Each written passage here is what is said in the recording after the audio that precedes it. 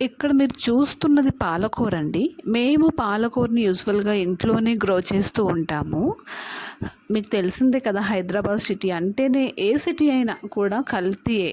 మొత్తం మార్కెట్‌లో కల్తీయే నడుస్తుంది. మేము పాలకూర మార్కెట్‌లో వెళ్లి తెచ్చుకుంటే చాలా బావుంటది. గ్రీనిష్‌గా వండినా బావుంటది. బట్ అది నోట్లో ముద్ద పెట్టినప్పటికి దాని కెమికల్ స్మెల్ అనేది బయట పడతది. సో, మేము అందుకని యూజువల్‌గా ఇంట్లోనే పాలకూరని గ్రో చేస్తూ ఉంటాము. చాలా ఫాస్ట్‌గా పెరిగే ఆకుకూర ఏదైనా ఉందంటే అది పాలకూరే అండి. మీరు కూడా అలా ఇంట్లో పెంచుకోండి. చాలా సింపుల్ ప్రాసెస్. అది నెక్స్ట్ వీడియోలో చూపిస్తాను. ఎలా మనం ప్లాంటింగ్స్ చేసుకోవచ్చు అని.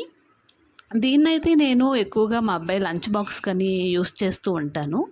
అండ్ చిన్న చిన్న మనకు కూడా మైక్రో గ్రీన్‌లా యూస్ చేసుకొని పప్పు అన్నీ చేసుకోవచ్చు. చాలా ఫాస్ట్‌గా గ్రో అవుతుంది. అండ్ హెల్త్ కూడా మంచిది. మనకు కూడా కల్తీ కెమికల్ లెస్ ఆకుకూర ఏదైనా తిన్న ఫీలింగ్ కూడా వస్తుంది. సో, నేనైతే యూజువల్‌గా ఇంట్లోనే పండించుకుంటాను. పాలకూర ఒకటి, తోటకూర, మేతి ఇవన్నీ ఈ 3 ఆకుకూరలైతే మస్ట్ అండ్ షుడ్‌గా నేను ఇంట్లోనే గ్రో చేసుకుంటాను. చాలా ఫాస్ట్‌గా గ్రో అవుతాయి. Thank you.